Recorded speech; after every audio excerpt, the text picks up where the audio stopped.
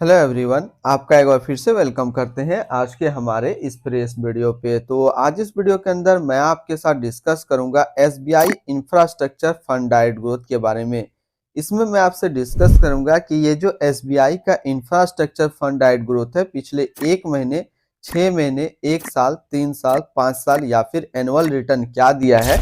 आज के डेट में इसका एक एनएवी का प्राइस क्या है, ये कितने स्टार रेटिंग म्यूचुअल फंड है, इसमें मिनिमम एसआईपी अमाउंट आप क्या लगा सकते हैं और इसका फंड साइज क्या है। साथ ही साथ हम लोग देखेंगे कि इसके अंदर कौन कौन सा स्टॉक लिस्टेड है और अगर हम भी इसमें कुछ इन्वेस्टमेंट करेंगे तो आने वाले 1 साल, 3 साल, 5 साल के अंदर आपको क्या रिटर्न देखने को मिलेगा। तो बात करते हैं हम लोग सबसे पहले पिछले 1 मंथ का रिटर्न के बारे में। तो पिछले 1 मंथ में जो रिटर्न दिया वो 2.75% का रिटर्न है 1 महीने के अंदर। 6 महीने की यदि रिटर्न की बात कर लेते हैं तो 6 महीने में 32.58% का रिटर्न है। 1 साल की रिटर्न की बात कर लेते हैं तो 1 साल में 61.37% का रिटर्न है। 3 साल की रिटर्न की बात कर लेते हैं तो 3 साल में 31.80% का रिटर्न है। 5 साल की रिटर्न की बात कर लेते हैं तो 5 साल में 27.42% का रिटर्न है। और अगर एनुअल रिटर्न की बात कर लेते हैं तो एनुअल रिटर्न है 16.36% का।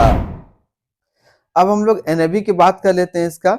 तो आज के डेट में इसका एक एनएबी का प्राइस है 46 रुपया 68 पैसा। रेटिंग की बात करते हैं तो ये 4 स्टार रेटिंग म्यूचुअल फंड है।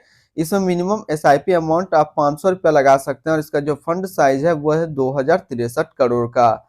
अब बात करते हैं, मान लीजिए आप इस म्यूचुअल फंड के अंदर 5000 रुपया पर मंथ जमा किए होते तो पिछले 1 साल, 3 साल और 5 साल के अंदर आपको क्या रिटर्न देखने को मिलता। तो बात करते हैं, 1 साल में जो आपका पैसा जमा होता वो जमा होता 60,000 रुपया, आपको मिलता 77,079 रुपया। 3 साल की बात कर लेते हैं तो 3 साल में जो आपका पैसा जमा होता वो जमा होता 1,80,000 रुपया, आपको मिलता 2,92,789 रुपया। 5 साल की बात कर लेते हैं तो 5 साल में जो आपका पैसा जमा होता वो जमा होता 3 लाख रुपया, आपको मिलता 6,49,431 रुपया। अब हम लोग बात करते हैं, मान लीजिए आप इस म्यूचुअल फंड के अंदर एक बार में 1 लाख रुपया डाले होते तो 1 साल में आपका 1 लाख रुपया 1,61,370 रुपया होता।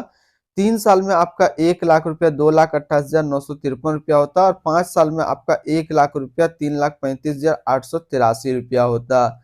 अब हम लोग होल्डिंग की बात कर लेते हैं तो इसके अंदर जो टोटल स्टॉक लिस्टेड है वो टोटल 41 स्टॉक लिस्टेड है। अगर हम इसमें टॉप 10 की बात कर लेते हैं तो टॉप 10 में पहला नाम आता है रिलायंस इंडस्ट्रियल लिमिटेड जो एनर्जी के क्षेत्र पे है, लर्सन एंड टर्बो लिमिटेड जो कंस्ट्रक्शन के क्षेत्र पे है, श्री सीमेंट लिमिटेड जो कंस्ट्रक्शन के क्षेत्र पे है, टोरेंट पावर लिमिटेड जो एनर्जी के क्षेत्र पे है, भारतीय एयरटेल लिमिटेड जो कम्युनिकेशन के क्षेत्र पे है, एक्सिस बैंक लिमिटेड जो फाइनेंशियल क्षेत्र पे है, शोभा लिमिटेड जो कंस्ट्रक्शन क्षेत्र पे है, ग्रेसिम इंडस्ट्रियल लिमिटेड जो कंस्ट्रक्शन के क्षेत्र पे है, गेल इंडिया लिमिटेड जो कि एनर्जी के क्षेत्र पे है और कार्बोडियम यूनिवर्सल लिमिटेड जो मेटल एंड माइनिंग के क्षेत्र में है। तो ये टोटल टॉप 10 स्टॉक मैंने आपके साथ डिस्कस किया।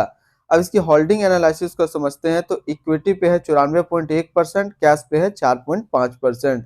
अब इस इक्विटी को यदि सेक्टर वाइज हम लोग देखते हैं तो कंस्ट्रक्शन पे है 27.9, मेटल एंड माइनिंग पे 23, एनर्जी पे 23, मेटल एंड माइनिंग्स पे 12%, अदर्स पे 11.1%, कैपिटल गुड्स पे 10.5%, फाइनेंशियल पे 8.5% और सर्विस पे 7%।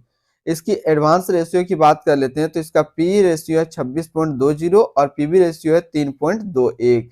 इसमें मिनिमम इन्वेस्टमेंट अमाउंट यदि आप फर्स्ट टाइम करते हैं तो 5,000 से स्टार्ट कर सकते हैं। सेकंड टाइम मिनिमम इन्वेस्टमेंट आप 1,000 भी कर सकते हैं। मिनिमम एसआईपी जो इसमें सेट किया गया है वो 500 रुपया का सेट किया गया है। अब हम लोग रिटर्न एंड रैंकिंग के ऊपर बात कर लेते हैं तो 1 साल का जो फंड रिटर्न है वो है 61.4, 3 साल में 31.8, 5 साल में 27.4, एनुअल 16.4।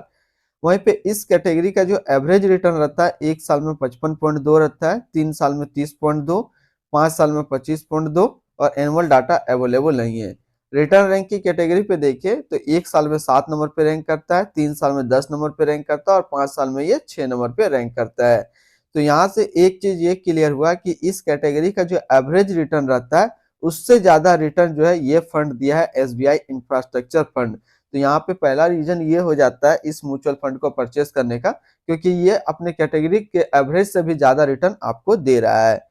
अब इसके आसपास यदि सिमिलर फंड्स देखें तो इसके आसपास सिमिलर फंड्स है quant infrastructure fund diet growth, Kotak infrastructure in economic reform fund diet growth, SBI conversion opportunity fund direct growth, SBI health care opportunity fund direct plan growth, Sundaram financial service opportunity fund direct growth. तो इसके आसपास इतने सारे इसके similar funds हैं।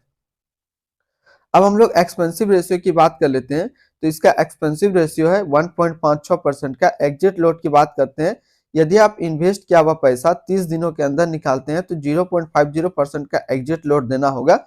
और stump duty की बात कर लेते हैं तो स्टम्प ड्यूटी है 0.005%। अब हम लोग इसकी fund house and investment objects को देखते हैं। तो SBI म्यूचुअल फंड जो है वो टोटल असिस्ट के बेस पे इंडिया पे नंबर 1 पे रैंक करता है। ये म्यूचुअल फंड स्टार्ट हुआ था 29 जून 1987 को। इसका टोटल असिस्ट अंडर मैनेजमेंट है 9,276 करोड़ का। अब हम लोग इसकी बेसिक जानकारी को देखते हैं। तो SBI infrastructure fund direct growth जो एक इक्विटी म्यूचुअल फंड है जो कि SBI म्यूचुअल फंड की तरफ से लॉन्च किया गया था। ये म्यूचुअल फंड स्टार्ट हुआ था 29 जून 1987 को। रिचार्ड डिसूजा जो है अभी करंट फंड मैनेजर है SBI infrastructure fund direct growth का। इसका करंटली असिस्ट अंडर मैनेजमेंट है 9,277 करोड़ का। और लेटेस्ट NAV जो है 46 रुपया 68 पैसा है।